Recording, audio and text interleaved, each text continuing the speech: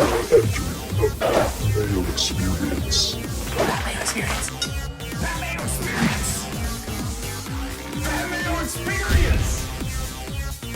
Experience. Welcome to the Pat Mayo Experience, presented by DraftKings UFC 257. DraftKings Picks and Preview. You out there. Here's what I want to know. I want you to smash the like button, but not so hard that you smash your screen or anything like that. But hit the like button in the comment section. You give me the winner of Conor versus Poirier. You give me how it happens and in what round, and that would be fantastic. We'll see what the most common answer is. We'll try to feed it all through and see what you people think, and then I'll fade that because the consensus, as we know, generally tends to be wrong. But if you want some more fight-by-fight picks and bets, check out the Dogger Pass podcast right now on Mayo Media Network. Please subscribe to the YouTube page. You get all of the UFC content you want every single week, but more so for this week because there's a lot going on, a lot of extra attention with Conor McGregor going around. Also, if you hit the description of this video or podcast, you can find the audio links for the audio podcast of the Dogger Pass podcast that breaks down each and every card fight by fight. There's also a $100 giveaway on that. You go to Apple Podcasts, you rate and review 5 stars, the Dogger Pass podcast, leave either your Twitter handle or your email address, and you'll be in a draw for 100 hard American dollars. Winners announced on the next episode of the Dogger Pass podcast. I'm very excited today because somehow, despite not being the largest UFC fan in the world, I have access to all these people who are fucking great at this stuff. So I got Paul, I got Cody, and on the line with me right now from DailyFanMMA.com, he contributes a video to Mayo Media Network every single Friday. It is Brett Appley, one of the premier content producers and players on DraftKings. My man, what is happening? You fired up or what? I'm fired up, Pat. There's nothing like a Conor McGregor fight week for sure. We were talking about it before the show. Just so many more eyes on the UFC than there would be on a typical slate, and it shows in the prize pool. It shows in this show. But yeah, I'm stoked, and it's an honor to be on the show talking with y'all. Well, the biggest thing is two of the best producers of MMA content. You know, they were at different places. Now they got their own thing going on. So Brett's at DailyFanMMA.com. You can find the links and everything in the description of this video. Also, now the proprietor of the Mad Lab. MMA.com, the actual second ever guest on the Pat Mayo Experience. Mike, if you remember, we broke down Floyd versus Conor, and you convinced me to lay the biggest bet of my life on Floyd, and I thank you for that. Mad Lab, what's going on? What's going on, guys? How are you? It's a pleasure to be here. It's a pleasure to be here with you, with Brett. What's going on? I'm psyched about this big card. Yeah, so I guess let's just jump into it. Conor, Poirier, Mad Lab, who's going to win? There you go. So listen, this is you could take this down narrative street all you want. You know what I mean? There's so many casuals out there that, you know, they actually came into the UFC watching this stuff because of Conor, and, you know, tribute to him. He's the one who kind of brought the money in. He brought really this into the spotlight. He's got the character, he's got the swag, but he's also got the skill. You know, these guys obviously fought once before. The way I'm looking at this fight is a lot of people, there's one narrative that a lot of people are giving Poirier credit for. They're saying, listen, he wasn't that guy. He wasn't the same guy. He's not the same guy as he was back then. But you could say the same thing about Conor. This is a guy who obviously had his trials and tribulations with his personal life. So he's also matured as a fighter. You know, the way I'm looking at this is, you know, people tend to say that thing, you know, Poirier's never been in a bad fight. He's never been in a boring fight. But that's really not a good thing. If you really think about it, it takes two to tango. You know, so when you say that, this is a guy who's taking punishment and giving punishment. And there's a big difference between fighting years and numerical, you know, age. And, you know, there's something that, and if I can get scientific a little bit, there's something called axons that run through your brain. When you get hit, it's called axonal shearing. So if you want to picture like a computer, or you want to picture, you know, when you're hooking up speakers to your TV, you have red, white, and yellow wires, you know, that's the sheathing on that wire. But inside that wire is your axons. So when you talk about somebody being chinny and somebody being, you know, durable, that's really what you're talking about. You're not talking about their chin. You know, it has something to do with the rattling of the brain. But if you took a butter knife and you started shaving down that rubber of the wire, so every time you shave one way or the other way, that's another damaging punch. Once that sheathing starts to go, once that sheathing starts to fray, those wires aren't spitting fire. They're not signaling like they used to. So you become less and less durable as the time goes on. So if you look at all Poirier's fights, this is a guy who literally has been sheathing his wires his entire career. For us, you know, we love his fights. He's never been in a boring fight. but he's taken a lot of damage. He's very accurate. He's got great boxing. He's got, great angles. He knows how to bait traps. But he tends to be very, very, very hittable in the process. He will come in to take two to land one.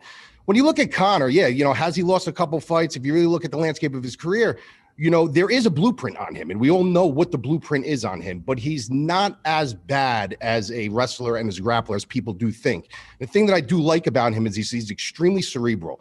This is a guy who literally visualizes things, and he creates these scenarios in his mind before they happen. And that's extremely important in fighting. And, so the way I'm looking at this fight is he hasn't really taken a lot of damages in his career, and he's more of a sniper. He's not going to sit there and unload 5-6 punches to land 1 or 2. This is a guy who knows where he wants to go. He knows where he wants to place his feet, where he wants to set a trap, and everything that he throws counts.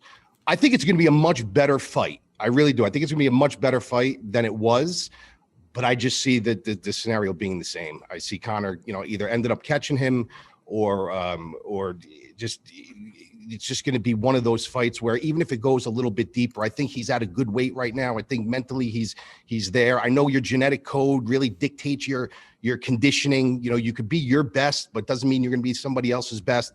Your genetics play a big role in that. But I just think this is Conor's fight to win. This is a business at the end of the day. They will lose a ton of money if Conor loses. I think it's Conor's fight to win or lose. The deeper it goes, Poirier's edge will start coming in. I just don't see it that way. I just see Conor finishing this thing. So, Brett, $9,100 on DraftKings for Conor McGregor. We'll get to that in a second, but minus 310 on the money line for him just to win this fight. Are you paying a Conor tax because everyone wants to bet on him? I mean, yeah, I'm not personally going to pay that line, but I think for Conor to be justified at this line, I would need to be certain that he's got cardio to go a hard 5 rounds. And I'm glad Lab mentioned the grappling aspect, because I think that's a common misconception in Conor fights, that he's a bad grappler, where he's actually quite good. I think he's a quite good wrestler and grappler, and losing to Khabib, isn't a baseline to whether you're a good wrestler or grappler or not. So I don't really see Poirier having much of a path to victory on the ground. The path to victory I see for Poirier is an extended fight, like Mike mentioned, over 5 rounds, making this a war. Conor, more so than grappling, has had trouble with cardio in the past, whether it be against Nate Diaz, whether it be against Floyd Mayweather. He's explosive and he tires out, and that doesn't mean he has horrible cardio, but in the early rounds, I definitely favor Conor. And I think as this fight gets extended, there's potential for him to slow down. Poirier's been in many of these wars before. He's coming off a 25-minute fight against Dan Hooker, in which he lost those first 2 rounds and came back in the final 15 minutes strong. So Conor's tough because we don't see him that much. And for me to pay north of minus 300, I would need to be pretty certain that, I know he's in the gym, but I would need to be pretty certain that he can fight a hard 25 minutes. And he'll say everything to the media to make you think that he's in the best shape of his life. He's never been a better fighter. And I want to buy it, but, in that first fight against Nate Diaz, he was on top of the world, and it only took about 7 minutes for him to gas out. And then he went back to the drawing board, came back the second time around, and looked phenomenal over 25 compared to his first fight. And my fear here is that he's just not in, prime 25-minute fight shape. So I would love to pay like a, minus 220, minus 250 line on Conor, but north of minus 300, I would need to be pretty certain that he has a path to victory outside of an early knockout. Well, Lab, the minus 315, that's what it is at DraftKings Sportsbook right now. The consensus that I seem to be getting from a lot of people is everyone thinks Conor's going to win this fight, but they don't want to pay this price, which means that he's overvalued in the betting market, yet no one seems to want to take the plus 255 on Poirier. Yeah, you got to remember, too, a lot of the money that's rolling in, and, disagree with me if you think I'm wrong, but a lot of the money rolling in is from the casual standpoint. These guys look at this guy as he's a god, and they're not looking at the nuances like me and Brett look at, and Cody and Paul. Like, we look at the nuances, we look at the actual realities of the fight game, and a majority of the money rolling in is obviously the casuals. If I were to lay a line on this personally, I'd like to hear what you would lay on it too, Appley, if you were setting a line. I would probably lay it at maybe like minus 155 for Conor. In terms of what you think the fight should be, or what? That's what I think that's what I think. No, that's what I think the line should be. I think about 155, 16, minus 155, 160. Yeah, I'd push it closer to minus 200 just because I think Poirier's path to victory is like a hard 25-minute war. And it's just, but Conor can win that same fight too. And Conor also has, I think, a much, much higher chance of winning by knockout in the early rounds. And you talked about durability. You know, we've never really seen Conor hurt and stunned. So just in terms of how each fighter can win, if I thought Poirier could take this fight to the ground often, or if I did think the gas issues like were real in this fight, and I thought there was a good chance that he would gas out, then yeah, closer to even minus 140, minus 150 makes sense. Speculating a bit, but just based on, you know, Poirier's path to victory being a tight, hard-fought 25 minutes, I'd make it a little bit higher, probably closer to minus 200. Well, looking at the knockout prop right now, it's minus 190 for McGregor to win by knockout. So that's even higher and more juice. I mean, that's what you like. Basically, Brett, what you said, that, you know, put it minus 200, let's say, for Conor. That's maybe what the true line is. Lab says around like minus 150, minus 160. This knockout prop is what the actual value in this fight is going to be. It just, I don't want to bet Poirier because I think that Conor's going to win. I'm one of these casuals that Lab's talking about, and this is a fight that I would go bet on when I normally wouldn't go bet on UFC, and that's why you have to pay the Conor tax when it comes down to it. But the more we talk about it is like, and maybe this is a better DraftKings question, Lab, is Poirier a better DraftKings play than a bet? Because if he wins, is he going to score a lot of points because it's going to be over 5 rounds? Well, he's definitely a better DraftKings play. Just for the mere fact that I think the fight will be extended this time, and that's where they're both going to be tested, right? So at $7,100, if you look at Poirier, I mean, 7 of his 10 fights are over 100 points in DraftKings. I mean, it's just one narrative right there. Then you look at Conor, you know, on his end, $9,200 is a expensive price tag too, but 8 of his last 10 wins over 100 points. You know what I mean? So both of these guys have the ability to score. If this thing gets extended, like we said earlier, he's never been in a boring fight. He's going to make it a dog fight the longer it goes. There's going to be strikes thrown. He's not going to take a back step. You know, so the points will be there if it gets extended. So yeah, he definitely holds more value in DraftKings. But as far as, you know, what the better play is, I think they both, believe it or not, I think they both hold value at both of their prices. That's kind of strange. In the betting market, if you were to take Poirier, Brett, would it be Poirier by decision? I mean, I guess if I had to pick, yeah, but like I do think, you know, one of his path to victories is the cardio failure, and so if Conor gets tired by round 3, let's say, that would give Poirier, you know, 10 minutes to finish the fight. And he is a capable grappler. So I wouldn't say like I'm so excited to pay by decision for Poirier as opposed to inside the distance. But if I had to pick a path to victory for Poirier, it probably would be decision. But like, I mean, if Mike said he thinks Conor's minus 155 here, then Poirier would be a value just at his straight money line at plus 265 or plus 235 across the board. But yeah, if I had to pick the most likely path to victory for Poirier, it would be a decision. Yeah, decision right now at DK Sportsbook is plus 650 for Poirier. It's plus 650 for both of them to win by decision if you wanted to bet individually that way. So the books are not expecting it to go to a decision, which leads me, Brett, I'll go back to you on this one. Do you stack this fight on DraftKings, hoping it goes a bit longer and you pile up those strikes? But like as Lab said, you know, Conor's not necessarily the biggest volume thrower in the world. He's going to be precise. He's not going to pile up all those significant strikes. And is that still a viable method for main events with the new DraftKings scoring?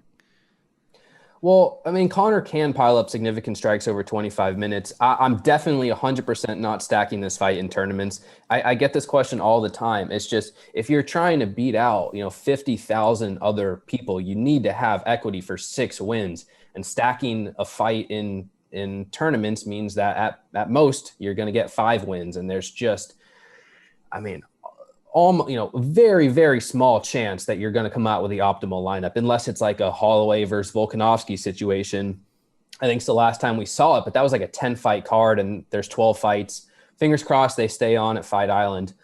There's zero chance that I'm stacking this fight in tournaments. In cash games, I do think it makes sense. And also, though, with the new DraftKings scoring system, losers are going to score a lot less in fights now than they did in the past scoring system, because, losers of fights are not going to get a lot of top control. They're not going to land a lot of non-significant strikes, and significant strikes are now 0.4 instead of 0.5. So there's just even less of a reason. Whereas if, let's say in the past scoring system, Poirier goes out there and lands 140 significant strikes, puts up 70 points. Now, off the top of my head, that would be somewhere closer to 50 points. So it's absolutely not worth it for me to stack in tournaments. Lab, do you think you'll have either one of these two guys on like a main lineup that you play this week on DraftKings? Oh yeah, absolutely. Yeah, I 100%. But as far as stacking, no, I was never a big proponent in stacking fights. I just feel like Brett said, you're going in with a loss. Cash game, you can make a little different argument. But yeah, I'm definitely gonna have a piece, because my personal opinion, I think either way this goes, I think if Conor's going to win, it's going to be by finish. And I believe if Poirier is going to win, it's going to be by late finish. So, yeah, I'm definitely going to have a piece both ways on this. Yeah. Interesting. So that's the one fight we go to. Conor, obviously $9,100 if you want to go up to it. Is there anyone else at the top end, Lab, that you see that you'd be like, no, that guy you need to put in? Because it would be just thinking about how these guys, and it might actually work out to the favor of someone coming in. Like you look at Roundtree, he's $9,300.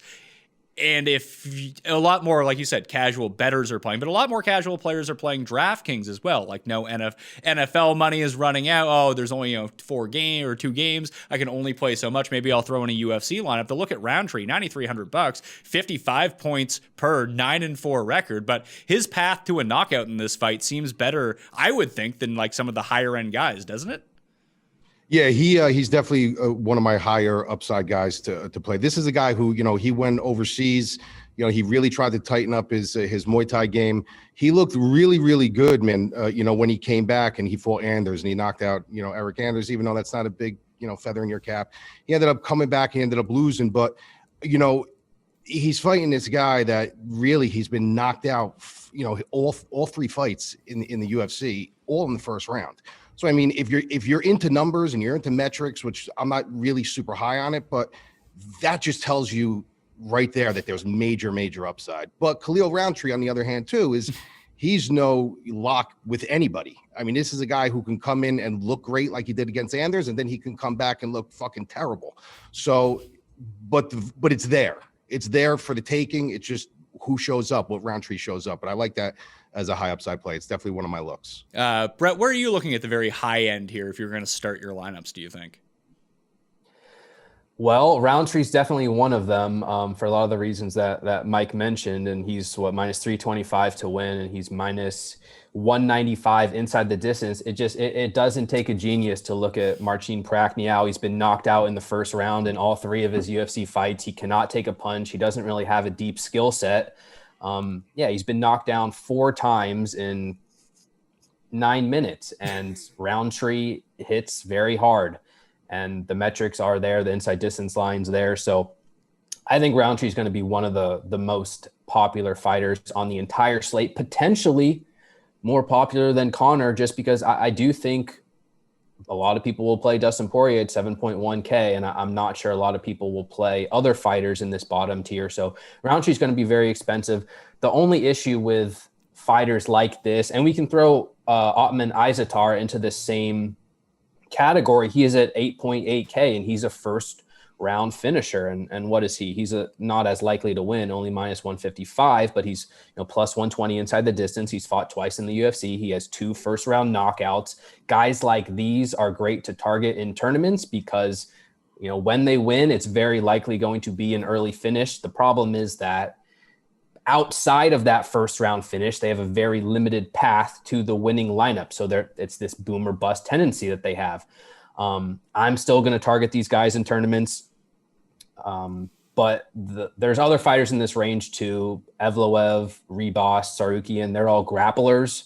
Grapplers, I think, score better under this new scoring system. However, they're safer, but they maybe have a little bit less upside. Lab, are there types of fighters that you think you just generally tend to avoid at the high price on DraftKings? Because even if they get there, it's not going to be as much as Roundtree winning in 57 seconds kind of thing, that you almost have to gamble on that early finish. Or do you like to take the safer people at the top and be like, well, if Roundtree doesn't win in the first round, he's probably going to like lose, so I'll just take the guy against him. Yeah, no, you know what it's to me, it's very matchup predicated. You know what I mean? So like when you look at some of these numbers and you could say like, say Michael Chandler had, 5 takedowns or 6 takedowns against somebody. Maybe that guy was just a balls to the wall striker with no takedown defense. But now he's fighting a guy that has some legit wrestling, maybe a Division I pedigree behind him. You got to kind of weigh it out. So it's really matchup predicated for me. But I tend, and this really goes against my fibers because I was born and bred, with boxing.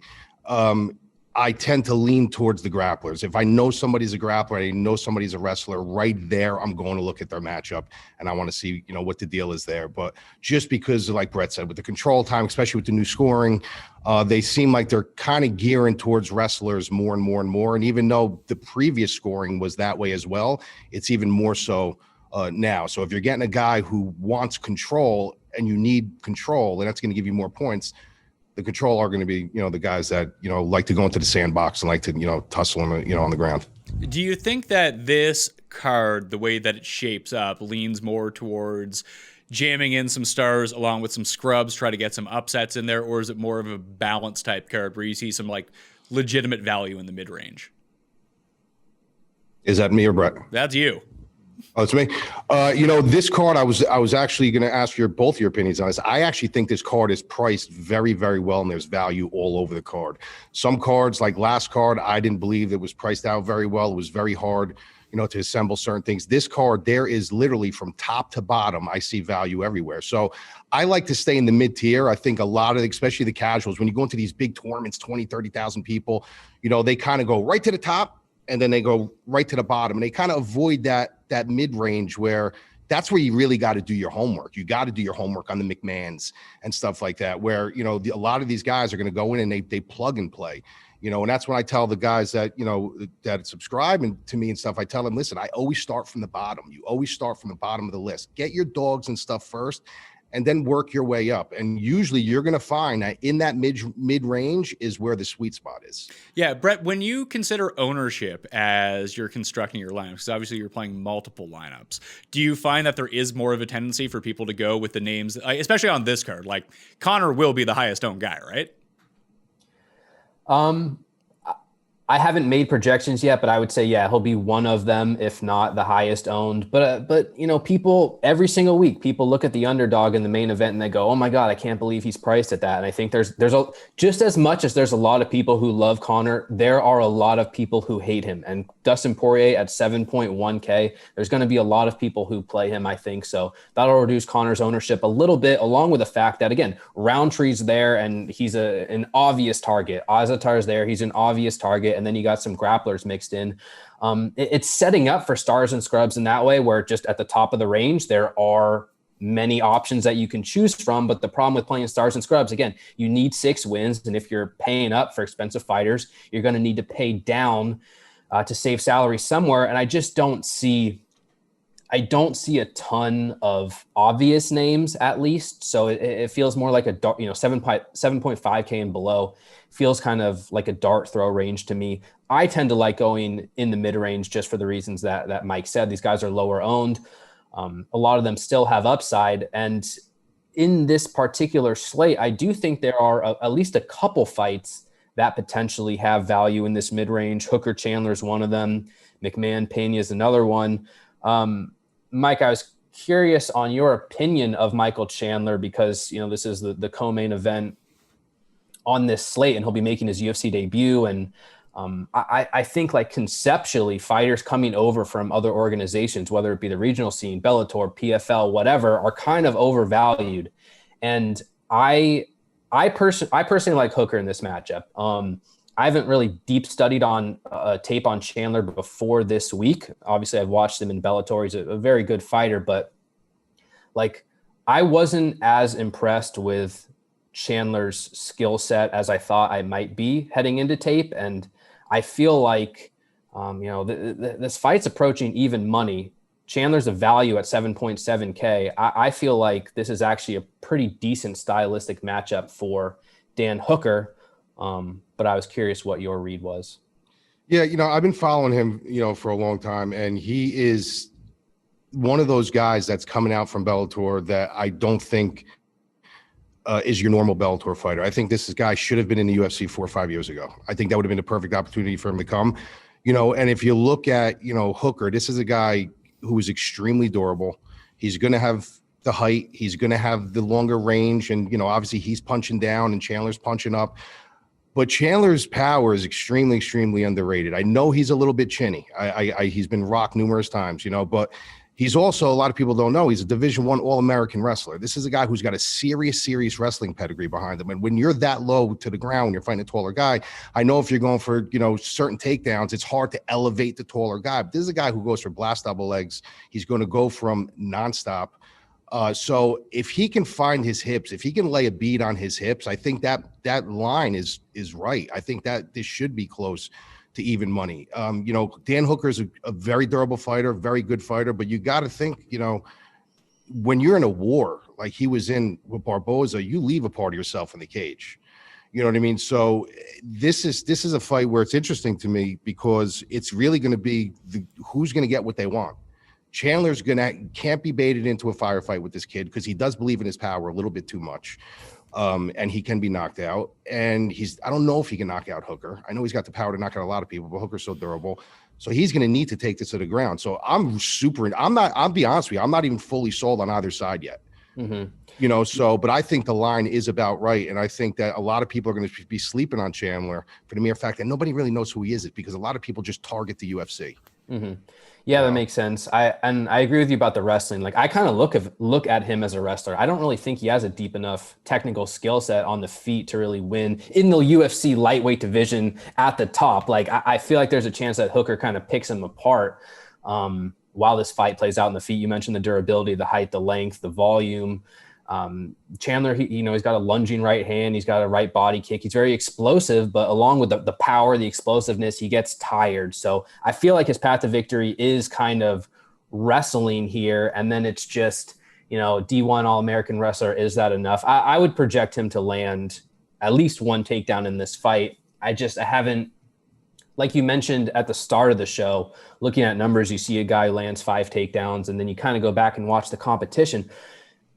A lot of the fighters Chandler's been facing in Bellator are just they're weak. They're just weak grapplers, and so I've been struggling a little bit on how to quantify that because he looks great, but the level of competition in the mid tier of Bellator is just nothing compared to the top tier in the UFC lightweight division. And Dan Hooker's no elite wrestler, but he's a purple belt in jiu-jitsu. He's got those knees coming in, the guillotine. He's crafty, so. But yeah, that is actually one of my favorite fights on the slate. Yeah, you said everything perfect. I can't agree more with everything you said. Yeah, that's honestly probably the one fight. I'm really, it sounds crazy to say this and people will give me shit for this, but I'm probably more intrigued by the outcome of that fight than the Conor and Poirier fight. So what happens to the person that wins this fight? Because didn't Poirier beat Hooker, right? Yes, yeah. It was competitive.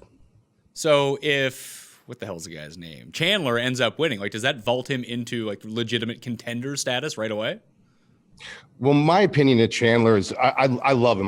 Like I said, I've been watching him for a long time, but he is a little bit of a prima donna. And I could see him having certain contract things in his contract that say like, listen, if you win this fight, they were letting him pick and choose who he wanted to fight for his debut fight in the UFC. He was turning fights down. He was doing this. Like he's coming in almost like they owe him something. You know what I mean? And I understand why he's a little, bitter about things. He feels like he should have been there sooner, but part of that was, his problem. But I don't see them not giving him like a big shot here. Maybe like the loser of the Poirier Conor fight, or he's definitely going to get a very high profile fight after this, without a doubt. I don't see him signing a contract if it wasn't. He's getting older. He's only got probably a couple years left, even though in numerical age, this guy's been in some wars, man. So Brett, I'm going to throw this to you first. If we're going to save money on this slate, like you mentioned Poirier, we know that Poirier is going to be popular. Let's throw out Poirier from this. If you actually have to save some salary from somewhere in the sevens, where do you think you go? Somewhere in the sevens. Well, I do think Chandler's going to be a popular target at 7.7 because of his money line. But like I is the same odds basically. Yeah. I is minus 105 instead of plus 105. She's $100 more. Yeah. I'm not touching Jessica I because maybe I shouldn't say I'm not touching her, but she's not the type of scorer that I want on DraftKings. Michael Chandler, at the very least, has wrestling, grappling upside, has some finishing upside. He's very powerful. He's a good wrestler.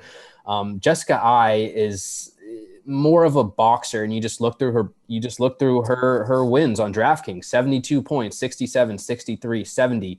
I don't think her inside distance line in this fight is very strong. I don't have the number in front of me, but it's probably north of plus 300. There's not enough upside in Jessica I for me to target her at that number. If I was to play someone in the 7.4Ks, I haven't released my breakdowns yet, which is why I'm kind of looking at this on the spot. Tune in Friday to Mayo Media Network, and then go to Daily Fan MMA, and you can find all of this. I'm just very curious because I've been looking like, how do I back end my teams? Like, is it Marina Rodriguez? Like, can she win? The thing is, there's so many different ways you could go. I think Marina Rodriguez could win, sure, but it would have to be in a situation where Amanda Ribas says, you know what, I'm going to test, which she's actually said this, but I'm going to test my striking. I know I can beat her on the ground, but I want to prove to people I'm a better striker than they think. Let's see if I can stand and bang here. In that particular type of fight, I think Marina Rodriguez can absolutely win. It's hard to project her for a high win equity because the path to victory for Ribas on the ground is still there. So I'm not going to have a ton of Rodriguez, but yeah, she could win. Haqparast, I think, has a real path to victory. He's a very solid fighter, a good boxer. Frevola has a path to victory, theoretically. Carlos Jr. is a very good grappler. Haqparast is an interesting one to me.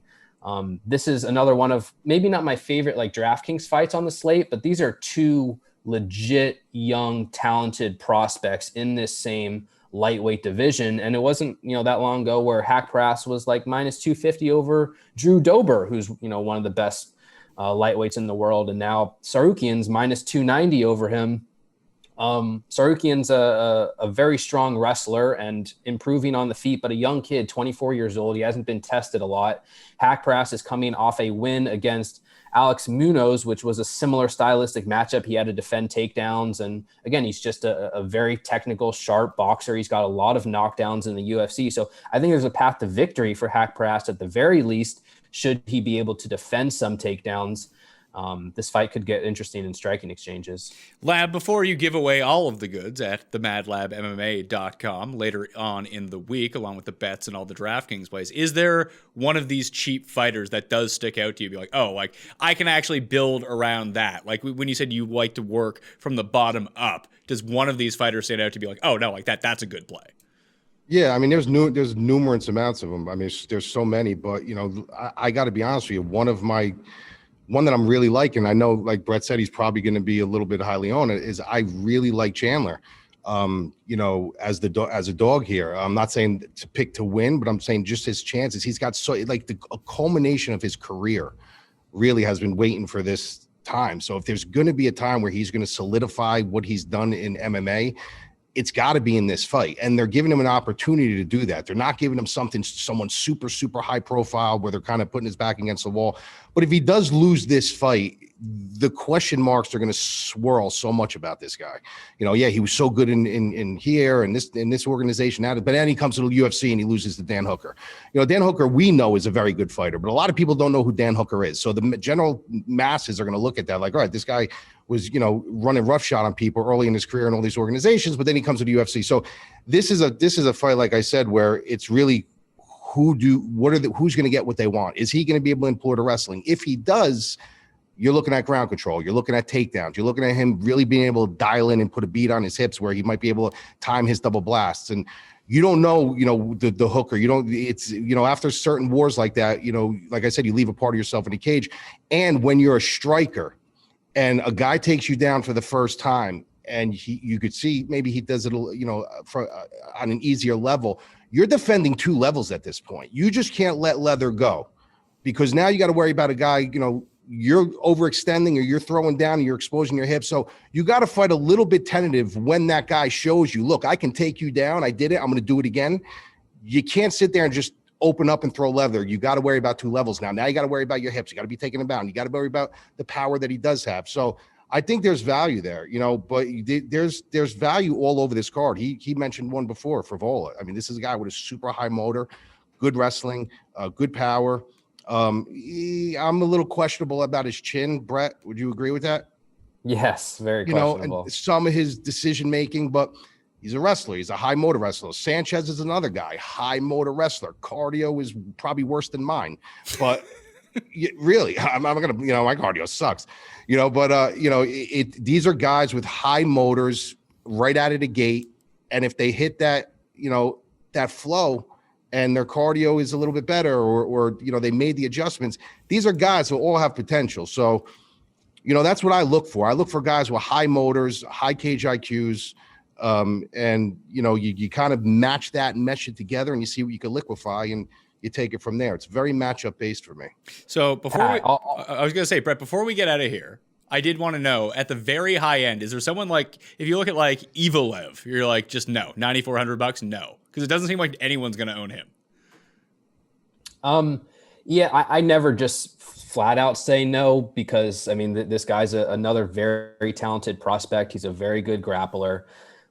He already put up 110 points in a decision win, but I do think more than likely he's going to miss the optimal lineup here. I don't know if he's even going to want to play on the ground with Nick Lentz.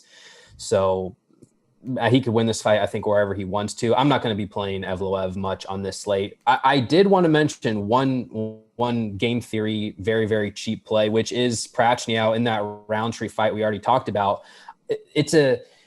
This style of DraftKings play is not something that I excel in. I have much more of a cash game mindset. I think safety, but I guarantee you a lot of sharp players are going to be on this guy because. Why so, though? I'm curious to know that. Yeah. So, and I'm talking about more of like the pro DFS players, not necessarily the MMA analysts. I mean, Prachniow still has more than a 25% implied chance to win right there. So if you're just looking at the numbers, it's not like we can say, oh, Prachniow, he's got 1% chance, 2%. The odds are telling you he's got 27% chance to win. He's very, very cheap, and I think he's going to be extremely low owned in a fight that's minus 165 to be under 1.5 rounds. And as much as we talked about Roundtree, and I already said I really like Roundtree, and I'm picking Roundtree to win by first round knockout, and I'm going to have a lot of exposure to Roundtree. Roundtree's been knocked out in the first round in both of his last 2 losses. So if Prachniow is to win, I think it's pretty likely going to be an early knockout, and I would project him off the top of my head to be 7% owned or something. Like no one wants to play this guy, and it's not the type of fighter that I would invest much in. It's more for if you're playing 20, 50, 150 lineups. But at the very least, it's an interesting game theory target because he's going to be sub 10% owned. Roundtree is going to be probably north of 40%, and he's got a ton of upside, and higher than 25% implied win percentage. So I don't think I'm going to be necessarily building around any one particular fighter in this bottom tier. But again, if you like, for example, if you really like Conor McGregor, you want to play Conor McGregor. If you really like Azaitar, you want to play him. You want to pay up for Dan Hooker. You want to pay up for Amanda Ribas, whoever, and you're forced to punt, you're already not playing Roundtree. Maybe you just take a chance on the other guy in a fight that, again, is minus 165 under 1.5 rounds. I'm always curious about that, Lab, that if you do have a fade at the top, like, do you care ever about what the ownership is? Or are you like, no, this person's going to score 125 points. I need that person.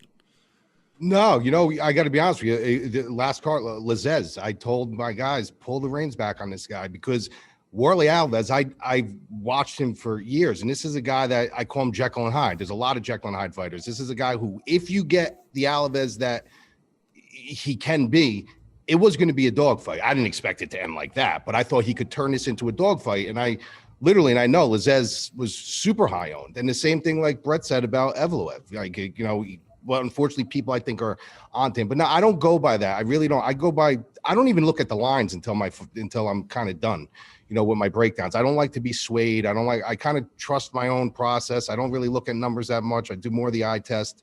And then I'll go back and look. And if I'm like, okay, well, this guy's supposed to win, but why is he such a dog? Then maybe I'll check. I'll say, am I missing something? But I always say when you're building a lineup, the best thing I could tell you is if it comes too easy, everybody has it.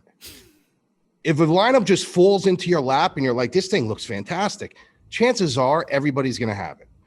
So you want to, you got to kind of go against the grain and make yourself difficult and be uncomfortable. The more uncomfortable you make yourself, I mean, for me, I know the more uncomfortable I wake up and I look at my lineups, and I'm like, these fucking things are putrid. Those are the ones that win.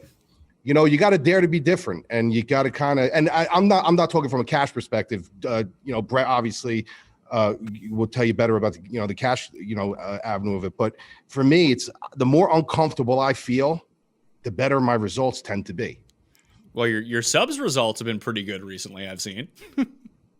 Yeah, we've been doing good, man. I'm pleasantly, I'm very happy. We've been doing very well.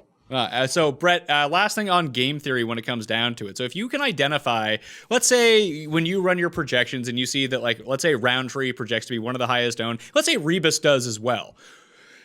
And as you mentioned, like DFS, pro, daily, fantasy, DraftKings players will just inherently just look at the win percentage, go to the other side of that. Do you think that is a smart way to play if you're playing 50 lineups? Because like you mentioned, like if one person's 40% owned, one person's 7% owned, not only do you have a low owned player that scores really highly, the majority of the field also has a player in their lineup who's super highly priced that didn't score anything.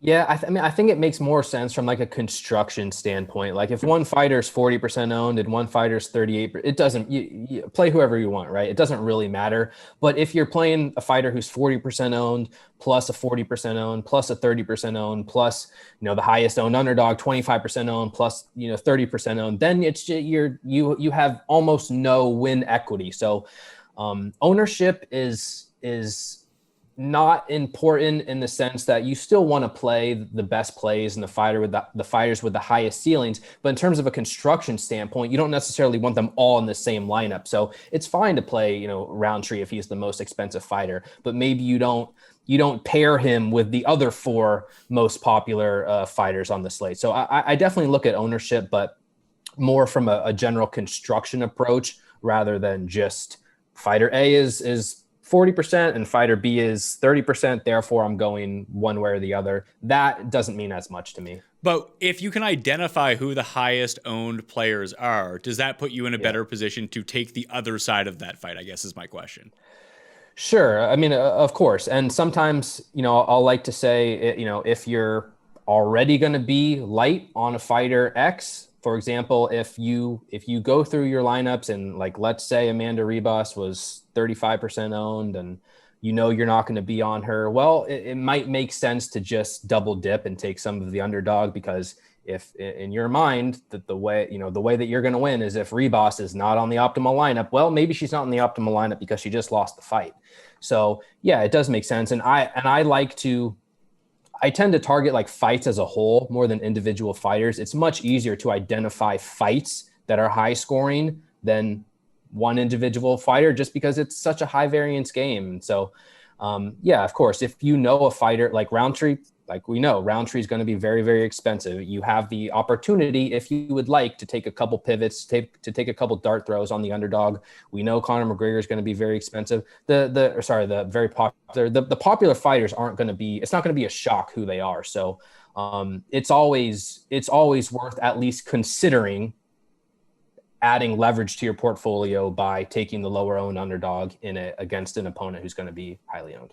All right, Lab, before we get out of here, can you see yourself constructing any lineups that don't go into the $9,000 range, like starting at 88 or 89? Yeah, I actually can. And that's where I like when you're going into these big tournaments, sometimes you do have to do that. I mean, I wouldn't say I do it too often, but I've done it, and this is a card where, like I said, there's kind of value all over the board. I mean, there's plays on here, under 7,400 that my eye went right to, where these guys have some legitimate windows to to win. And I always say windows, like somebody will open up a window and, the guy has a path to jump through. So, yeah, I can see it happening. Do I know if it's going to? I don't know. I got to kind of like Brett does. I do my projections and I see what happens from there. But, yeah, you could definitely – I mean, God, we've seen lineups win. Brett, what was that one lineup that won a couple of months ago? There was like $2,000-something on the table. Well, the card that started this year, the two highest priced fighters on the slate both got knocked out in the first round, Buckley and Ponzinibbio. So all the money was on, the combo of the two cheapest fighters on the slate. So it happens. Yeah, it happens way more often than you think. And I want Hamilton. I want fucking Hamilton back. It's fun. It's funny how you keep bringing up You'll never let Anthony Hamilton go. I wish that guy was, I actually don't know how he's doing, but I'd like to never think about him again, to be quite honest. Yeah, and Pat, I think most people will target at least one fighter in the 9K range. So if you were to create a lineup that doesn't have any fighters above 9K, you're probably going to you're going to have a decent chance to be unique. I don't think there's as many like obvious, great, dominant wrestlers, knockout artists in the mid tier as some past slates. So I'll be inclined to pay up for a McGregor here, Roundtree there type of thing. But you certainly can create a handful of lineups that don't hit the 9K range that still have strong win equity. All right. Mad Lab, the madlabmma.com. Tell everyone what is up on the site, what they can get, and give me your final thoughts on this card. I got two requests first. Let's hear them. One request is I want to do a shoey with Paul one day. That's one request. And another request is I want to bang heads with Cody in boxing one day. I want to talk shop with him. Listen, if you want to reach out, I mean, I can't speak for Cody, but I know he wants someone to talk boxing with. There's nobody but it's like a dying breed, man. Is there a big card coming up for boxing? For guys like me and him, yeah, because there's guys on there that legitimately talented boxers, but a lot of the masses don't really know who they are. But I mean, if we went through a card, me and him, we would be able to pinpoint like who's good, who's up and coming. But there's no really flashy name. I mean, if you're thinking about Logan Paul, that's exactly what I was thinking of. Floyd versus Paul. No shot, dude. There's no shot that's happening. I mean, it's gonna happen, but the kid ain't got a shot in hell. Right? No, but what's the early line on that? Because the last time we actually spoke on the show was the Conor and Floyd fight, and I don't know anything about Logan Paul or Jake Paul or whoever the fuck it is, but I would assume that Conor would have a better chance of beating Floyd than one of these random guys. He's actually not. I got to be honest with you. He's not a terror. I mean, I wouldn't put him up there. Like I would say he'd be able to maybe compete in the lower brackets of the Golden Gloves and stuff like that. But he's not horrible. The kid's not a horrible boxer. I mean, he's not terrible. I mean, he's got the money behind him. He's got all he does is train. I mean, he's got a ring in his house, and his living room, cleared out all the furniture. So it's not like he's horrible. But I mean, come on, it's actually a joke. It's sickening to me because I love boxing, how they're making a mockery of the sport right now. Well, Paul, do you think you can set up a Zoom shoey with Mad Lab at some point? Oh, we could do it in real time, real life, maybe when COVID allows. But I mean, I've got the boot right here. I got some beers behind me. I got a boot right next to me as well. It's always in this studio, ready to roll. So we'll do a shoey one day. Yeah, well, once COVID ends, we'll all get together in Vegas for some big fight, and we can video you guys doing some shoeys. Tell everyone what they can expect to get at themadlabmma.com. Yeah, so we got a lot of stuff going on. Obviously you're getting the full breakdowns, you're getting the daily fantasy breakdowns. I just started within the last month or two. I started doing all the projections for Fantasy Labs over there. So you can get my projections over there. If you like to run the optimizer, then you can get my stuff with that. We do Monkey Knife Fight. We do obviously Vegas. We do a live stream. We do a private podcast. We got the private community. We're running a special for the first time ever since we've been open for this card. Actually, we're doing a fight pass for the McGregor fight, $19.99. So you can go check that out. We got a really good community, bunch of good guys. We got some sharp guys in there. We got some new guys in there. We got guys all over the board. Everyone's very welcoming. So you guys want to come check it out? We'd love to have you. Lab is going to be doing a main event video on Mayo Media Network as well for everyone to go check out. And Brett, you're doing the videos every single Friday. Let everyone know at dailyfanmma.com what they can expect to get by checking you out.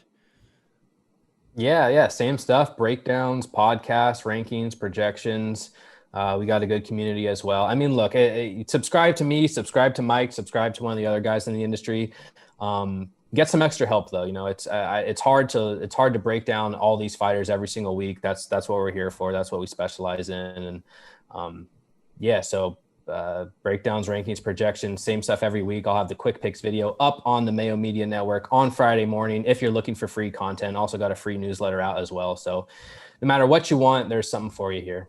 DailyFanMMA.com to check all of that out. The Dogger Pass podcast already out on Mayo Media Network with Paul and Cody. No shoeies involved in this one because we filmed it immediately following. They both took a bath on the card before, so they're like kind of edgy at the very beginning. I loved it. I thought it was hilarious. But what happened with Magny, man? I mean, Jesus God, Paul, I Paul, really what got happened? that wrong. Why was he trying to engage in grappling? And I think he was trying to cook him. I think he was trying to he thought that Chiesa was gonna gas, but it was very clear that he had no way of getting back up off of his back. He was obviously outstrengthed.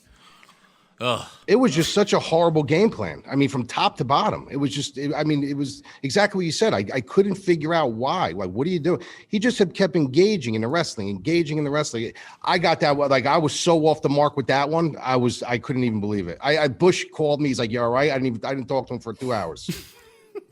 So that's up there right now. If you go check out in the description of this video, you can find all of the links to the Dogger Pass audio podcast. In the video, again, is just up on Mayo Media Network where you're watching this right now. But go subscribe on Apple Podcast to the Dogger Pass podcast. You leave a 5-star review along with your Twitter handle or your email address, just some way I can contact you. And something nice about the show, obviously. You're in a draw for $100 US winners announced on next week's. Well, not next week's, the week after, because there is no MMA next week. 2 weeks from now, Dogger Pass podcast. So please go check that out. Smash a like and check out the entire network. Thank you guys for joining me today. Everyone, good luck. Get excited for some UFC 257.